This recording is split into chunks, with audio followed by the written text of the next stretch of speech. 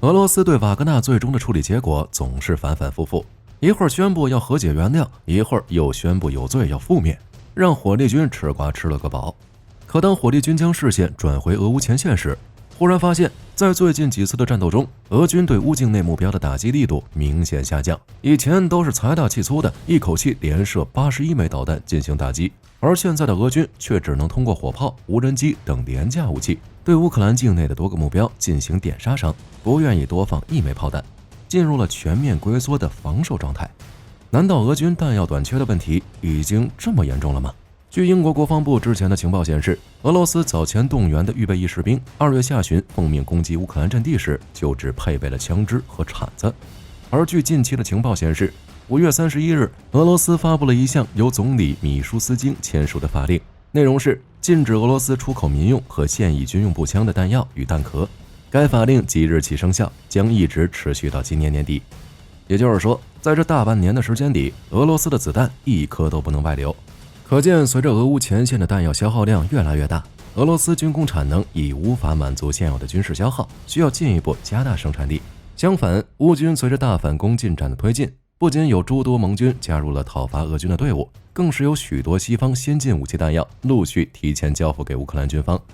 其中拥有未知翼下挂架的米格29战斗机引起了广泛的关注。虽然我们目前不知道这个挂架的确切用途，但却明白地告诉我们，乌空军已对米格29进行了改造，使其成为了能携带西方新武器的苏式战机。且让人耐人寻味的是，乌克兰官方给的配文标题是新的一天，新的挑战，似乎是在暗示乌克兰空军已经拥有了某种新能力。本期视频我们就来看看俄乌双方弹药的现状，也好让大家知道俄军可能真的坚持不了半年了。回想俄军一开始的嚣张，在最开始的半年里，俄军发射各类巡航导弹和战术弹道导弹，对乌克兰纵深实施了远程精确打击。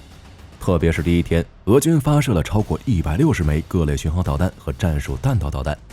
但是伴随战事的进行，俄军其后发射的数量逐渐下降，甚至在很多时候完全停止，一直到克里米亚大桥爆炸后，才在1天之内发射了84枚各类导弹，来了一波回光返照。而现在，瓦格纳抱怨俄国防部不给他们弹药，米舒斯京又签署禁止弹药出口的法令，就已经能明显看出俄军弹药短缺情况已经刻不容缓。估计用不了多久，前线俄军就会出现2人1枪，甚至举着工兵锹上战场肉搏的情况。实际上，从去年下半年开始，俄罗斯的军工生产就承受着巨大的压力，尤其是在部分动员令后，俄罗斯军工生产几乎每天都在满负荷运行。可即便如此，仍有很多新兵只能拿到数量不多的枪和子弹，甚至还得自掏腰包购买保命的防弹衣和防弹头盔。而在近期，俄军对乌克兰境内实施大规模轰炸的行动中，乌军居然开始使用 S-300 防空导弹进行对地打击。S-300 防空导弹系统虽然除了是一款执行防空任务的地空导弹外，它还是一种对地攻击武器。但俄军这样的行为明显就是在告诉别人，我没有对地攻击导弹了，不然也不会退而求其次，将地对空导弹当成地对地导弹来使用了。而且拿地空导弹当对地导弹使用，这打击效率和威力会大打折扣。这反映出了俄罗斯军工生产已经跟不上作战需求的事实情况。那造成俄军缺枪少弹的原因是什么呢？火力军觉得最大的原因是来自西方的全面制裁。自俄乌冲突爆发以来，西方国家对俄罗斯执行了全方位无死角的制裁，许多的设备零部件都无法从海外进行采购，加上俄罗斯继承的不是一个完整的国防工业，苏联许多重要的设计局和制造厂都在乌克兰，俄罗斯根本无法短期内实现生产，所以才出现了如今产能跟不上消耗的尴尬局面。另外，乌军兄弟太能打也占有很大一部分原因。据 ORYX 网站的数据显示，俄军已经损失了1982辆坦克，这对俄罗斯来讲可不是一个小数字。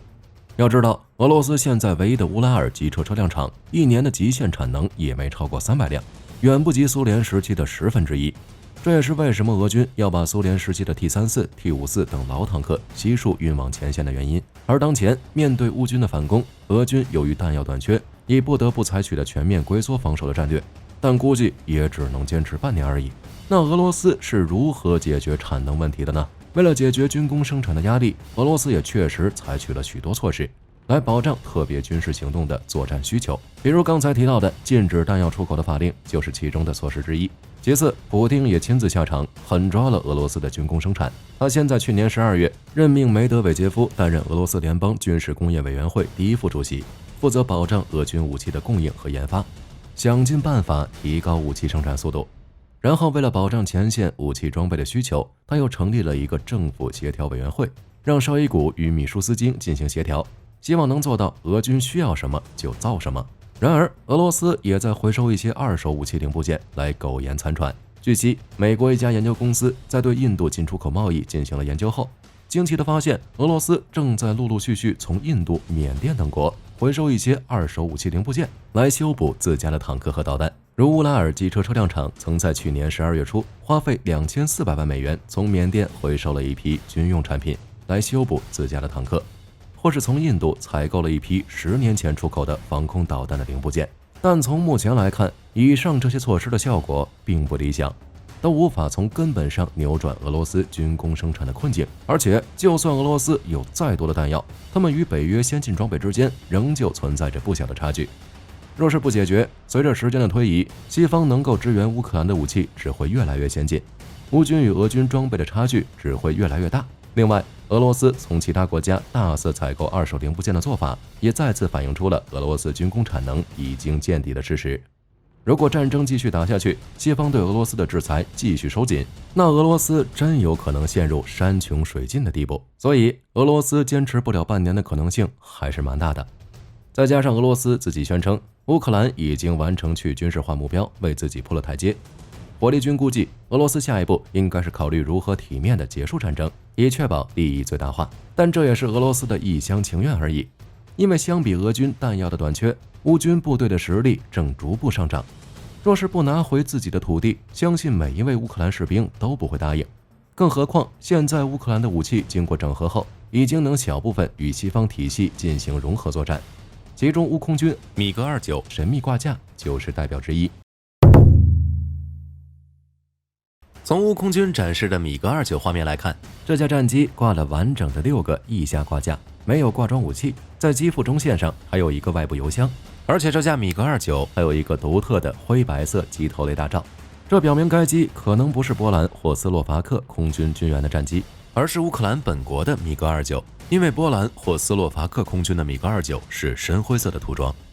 然而，不管这架米格29是谁家的，关键在于2个靠近发动机短舱的内翼下挂架，具有比 AKU-470挂架更长的尺寸，且每个挂架上都似乎有4个固定点，2翼具有防摆制动器，挂架还有一个长条形的圆形端盖，可能有点类似于装有电子战发射器或无源射频探测器的东西。总的来说，这挂架要么是乌克兰米格战机新引进的一种新型空射武器挂架，要么就是包含了某种与战斗有关的子系统，如电子战类。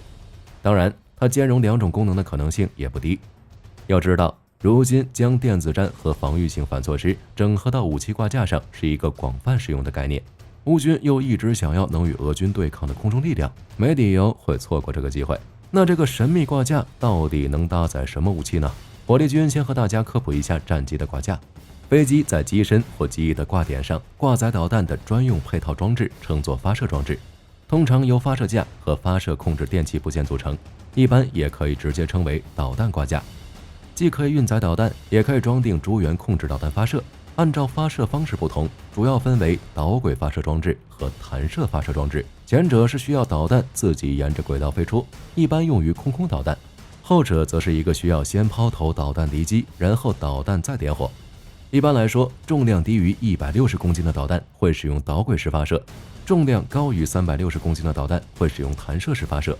而介于2者之间的则想用哪种都可以。首先，若是第一种新型武器挂架的情况，从外观而言，乌军米格29新挂架的外形和德国 IRIS-T 空射型导弹所使用的弹射挂架最为相似，和防摆制动器的存在。